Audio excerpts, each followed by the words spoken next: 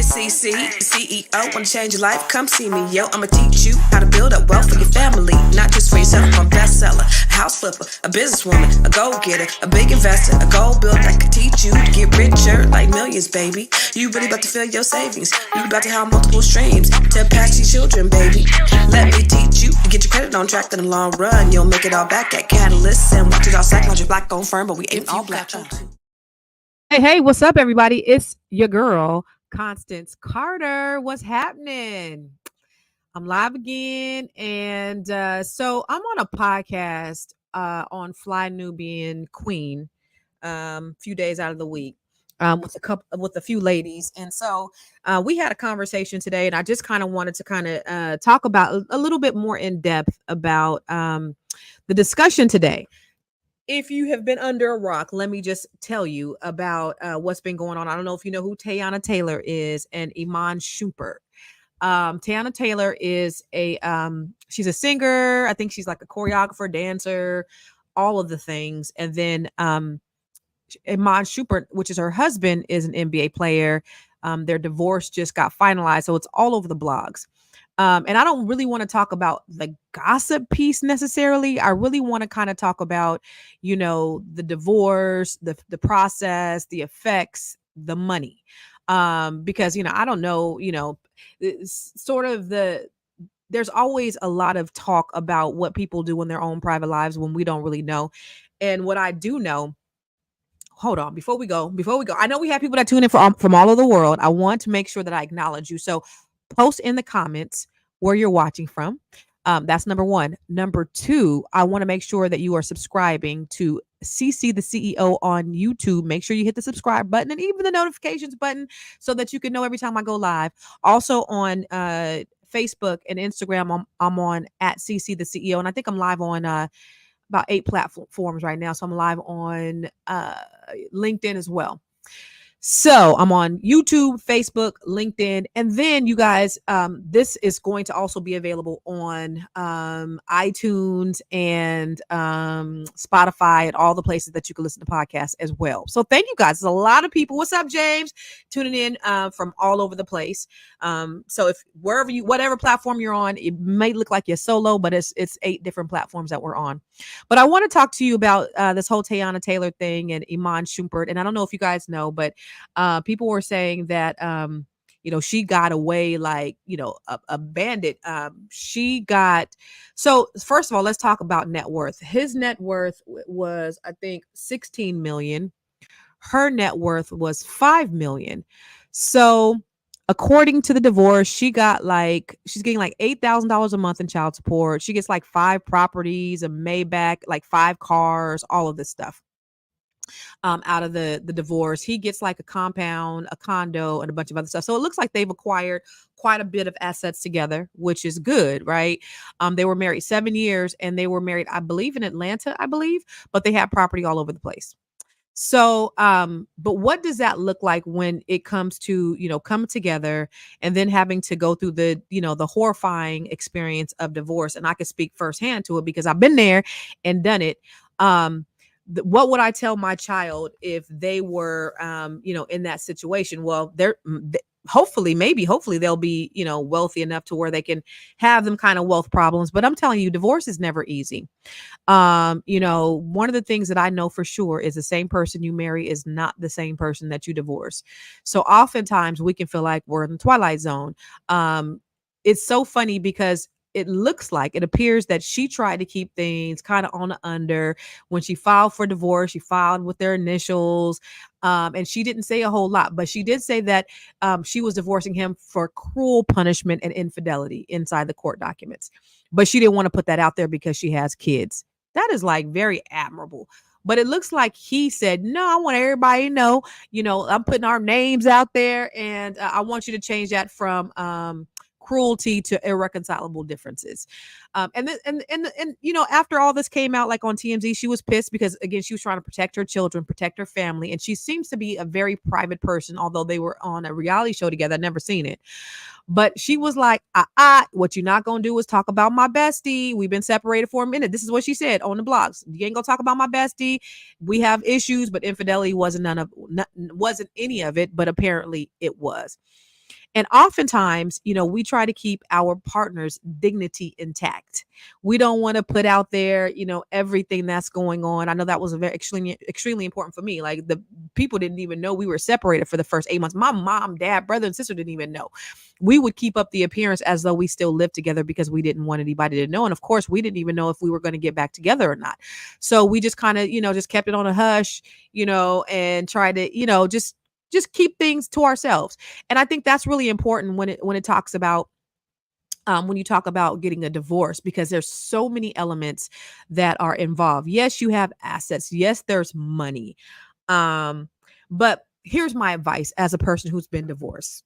The first thing I want to say is try to be as amicable as possible.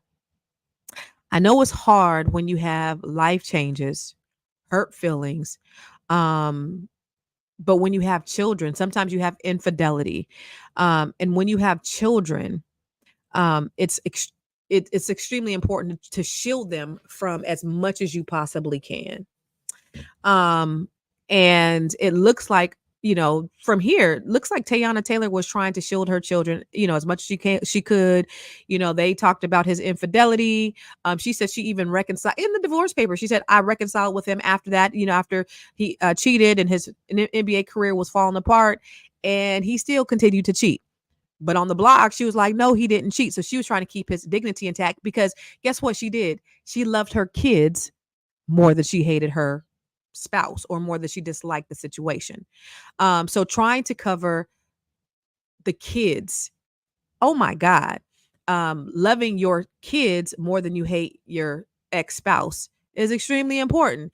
Um, oftentimes we get really emotional, and being, I want to say, mature enough to be able to handle a divorce or a life change thing um, is not always possible, especially when you have a lot of emotions involved. Um, but just trying to, like, do what's best, and not think about yourself first, right? Not think about, you know, self preservation, because when we become parents and when we become spouses to other people, we can't look at ourselves first. We can't look at, what's best for me. We have to look at what's best for the entire situation. You're still a family until you die. You're still a family until, somebody, yeah, you're still a family to the day you die. So I don't care if you're no longer a family where you're married, you're still a family, and you still have to deal with each other for the rest of your life. So if there's any way that you can split in a way that is to the less detriment, because um you're already creating a crack in the stability of for your children. Your children are already being, a parent being taken out of the household or moving, things like that. Trying to make it as easy as possible. Try to soften the blow and try to make the cushion as easy as possible is extremely important. You got to be mature enough. The other thing I want to say is be fair. You know, people are saying, because people are chiming in, this is their business. This is not our business. We have no idea what they got. We know that his net worth is 16 million. We know hers is 5 million. So what was fair for them is $8,000 a month in child support. What was fair to them was her getting, 4 or 5 properties and cars, him getting a couple of properties. That was what was fair to them. The thing about divorce, though, also, guys, is that one person doesn't have to win. One person doesn't have to lose in order for one person to win. You really can walk away with a win-win, as win-win as possible, right? Because you're already splitting up the family. You're already, um, killing the stability of the home for the children. But like you don't have to like punish the other party because you guys are no longer together. And so it speaks volumes to the character of the people that are involved. If it is your goal to make someone's life a living hell because they are no longer they no longer desire to be with you, what does that say about your character, and what does that say about who you've been the entire time? And so again, the person that you marry is not necessarily the person that you divorce. Like you see people's true colors when the rubber meets the road, when they don't have to be nice, when they operate on their own, however they want to operate. You see how people really, really, really show up when they have to do it on their own. And it's unfortunate that a lot of times divorce brings out the worst in people, but it is the reality. Um, know this, that there is life after, right? There is, you can find peace. You can date. You can find your real soulmate if this person wasn't your real soulmate. You can, regather, regroup. You can be in a situation where everything was taken from you. I know a lot of women who've been in situations where, the man left them for somebody else and they left them destitute and bankrupt and, not knowing how to figure things out with the kids and everything else. I've seen that happen firsthand. And know that, you got to look to your source, God being your source. However you got in it, you could certainly get back. My thing is this. For me, I was able to build a great empire. You could, if you know how to build an empire, and if you lose it all, you know how to build it again. You know how to build it from the ground up. But for a person who has never had anything or doesn't know how to build, they're scrimping and scraping, trying to survive, and they're looking at their survival, going into survival mode, which is unfortunate because again, they're not looking at the bigger picture, in that what is fair for everybody involved. What is the best interest of the kids? You never want to be in a situation where the kids are looking at you and they're having to suffer. And here's the thing about, parents, you know you could tell your kids whatever you want about the other parent. The children are going to find out whatever they need to find out on their own, and you don't have to say anything. You don't have to tell them anything about that other parent. They're going to find out what their parent is really made of based on how they show up, based upon how they act, based upon how they come through or they don't come through. They can do a whole lot of talking and saying all these other things, but when the rubber meets the road, how are they showing up? And so as the parent, if you're the primary parent or the secondary parent, the kids are going to form their opinion based upon their own experiences. I don't give a damn what you could say. You could call them a deadbeat daddy, deadbeat mom, and everything else in between. But the kids are going to form their own opinion. And if you are improperly speaking on the other parent, they're not going to do anything but resent you because they know the truth. And so we got to make sure, as parents, we show up trying to be as mature as possible and trying to shield our children from adult situations and and issues, because they have enough. Their households are being torn apart, and then you add that extra layer of, who shot John and who's right and who's wrong and how you feeling, and then you don't show up. One parent doesn't show up, or there is the parent that tends to leave the situation permanently and leave that child to fend for themselves. So, the seek therapy. Seek therapy. Um and for your children, have your children seek therapy as well, because that is going to be the thing that really gets you through.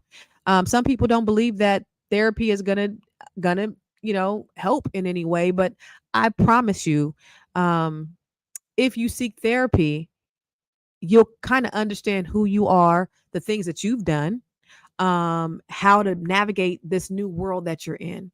Okay. The other thing is take accountability. To there, everybody in a marriage is responsible for their own selves. There is no perfect person in a marriage. There's not one person who's ruined things over another. And you have to take ownership and accountability for your role in what you've done. And you know what I could say? I could say this personally. Um, I'm not a perfect person, and I was not a perfect wife or spouse or even a perfect parent. I know my limitations. I know that, I was very ambitious, out getting it. I traveled a lot. But that was out of the desire for me to create this life for my family. That was out of a desire to be able to create something that I didn't have and that I wanted for myself. And so I wasn't the most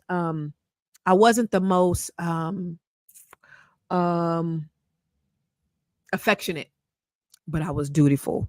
I wasn't probably like, you come home from work after 10 hours, you want to relax. You don't want, yeah, I mean. So, but I did my part. And I can definitely say that I did my part as a wife, the best that I knew how to do, the best that I could.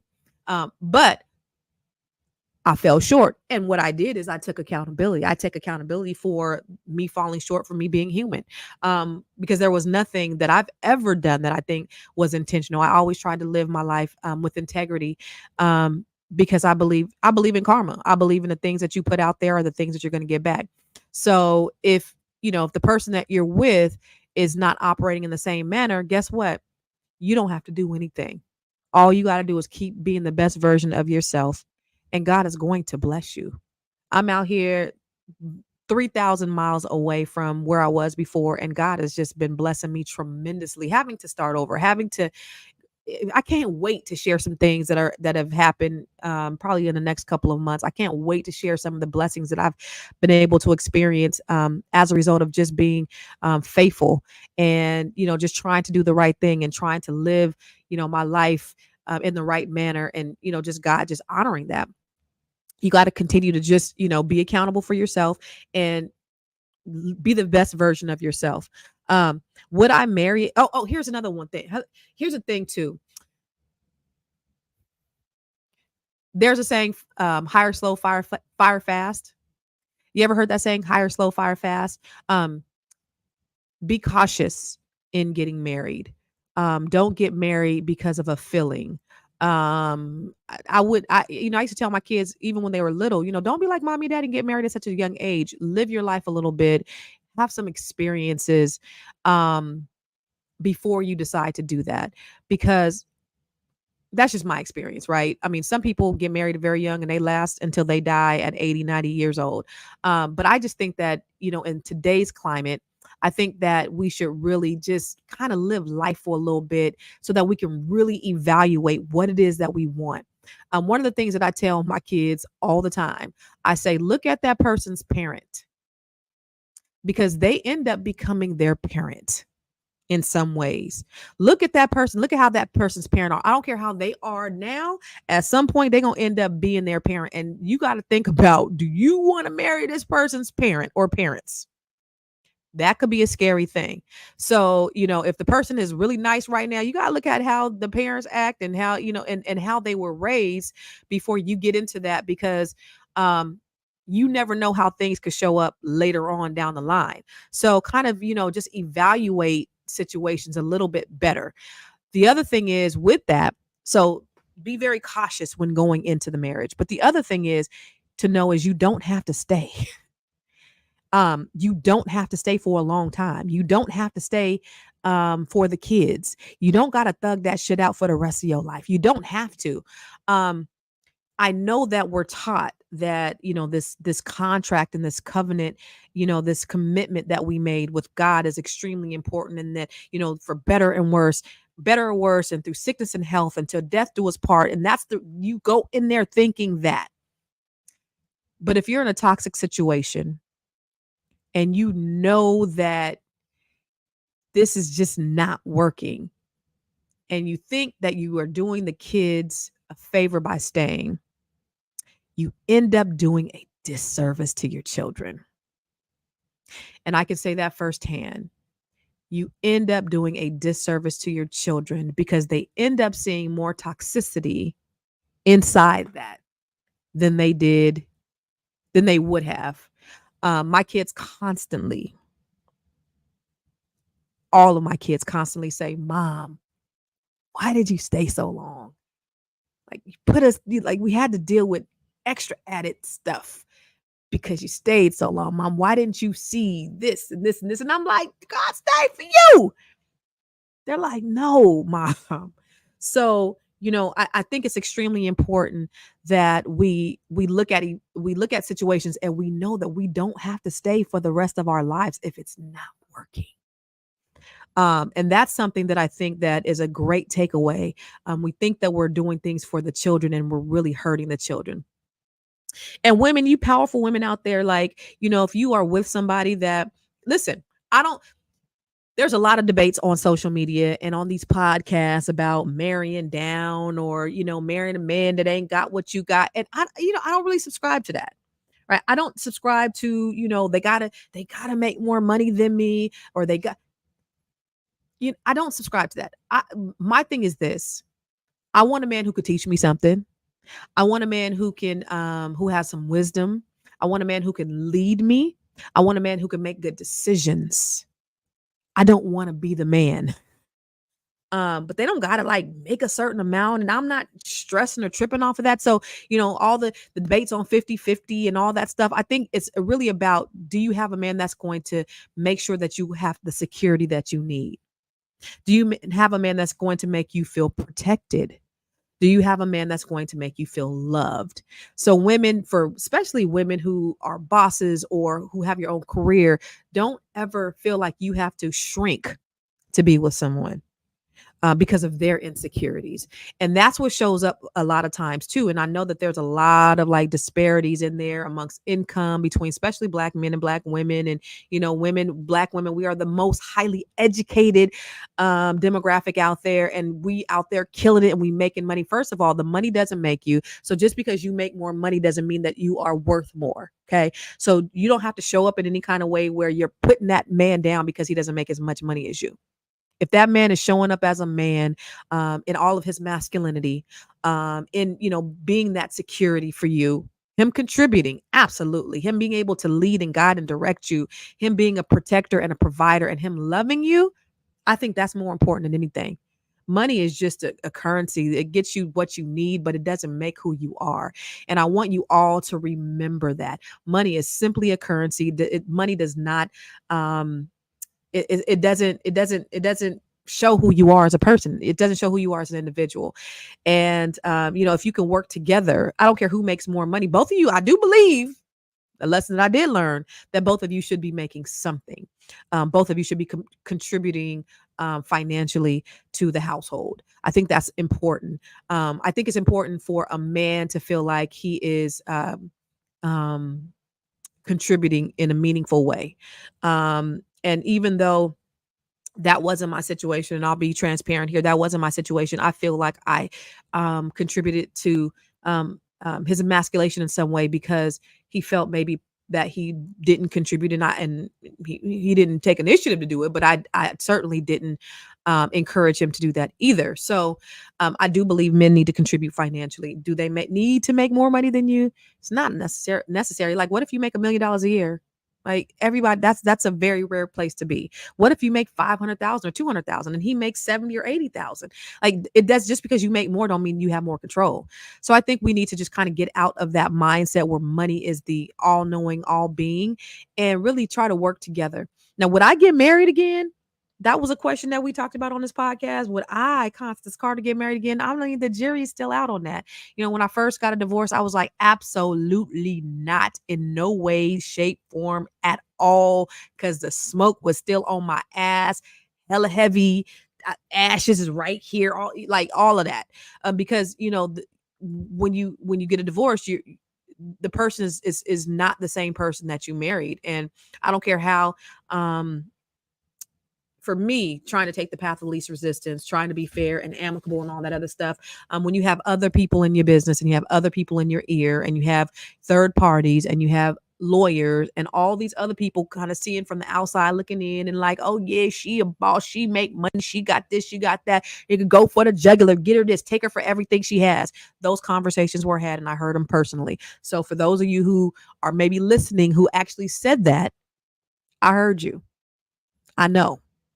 But you got to keep people out, and you gotta just kind of focus on the bigger picture. The bigger picture is the family. The bigger picture is the kids. The bigger picture is that you still got to deal with each other even beyond the filing of the divorce. And if you can try to make things amicable for everybody and make things, as easy as possible for everybody, that's the thing that you should do. It sounds like Teyana tried to do that. It sounds like Iman was being very immature by trying to put their business out in the streets, but it made him look even worse.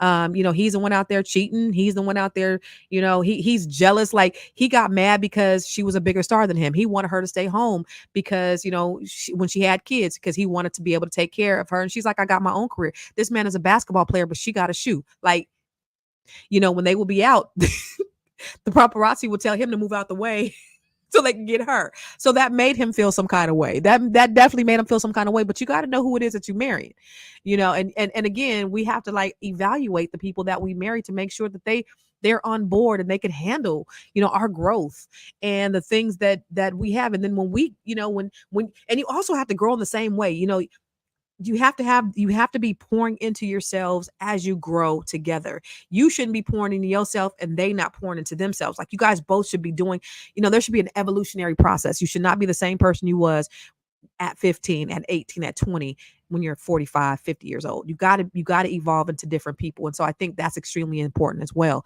is as you're growing, you need to be growing together.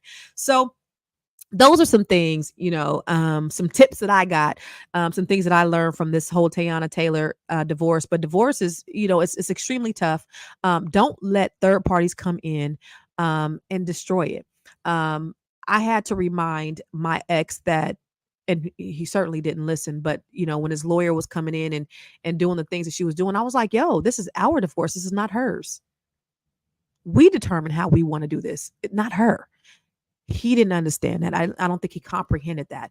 And so things got a lot more difficult than they needed to. And we actually lost. We lost way more than what we should have, thinking that they were going to get more. He actually lost more.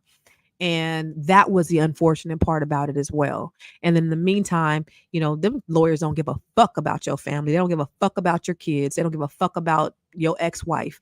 And they put that on you. They can't put that on you if you allow them to. I know the game. What you not gonna do is come over and do that here, but they don't give a damn, and so all they care about is winning at some point, and they put you in the middle. And if you're not careful, you can get swept up in all that as well. So anyway, take the path of least resistance. Think about the kids, love the kids more than you hate the spouse, all that stuff. Divorce don't got to be horrible, and you can bounce back. All right, that's what I wanted to share with you. Take care. God bless. I'll see you on the other side. Y'all listen to the replay. Peace.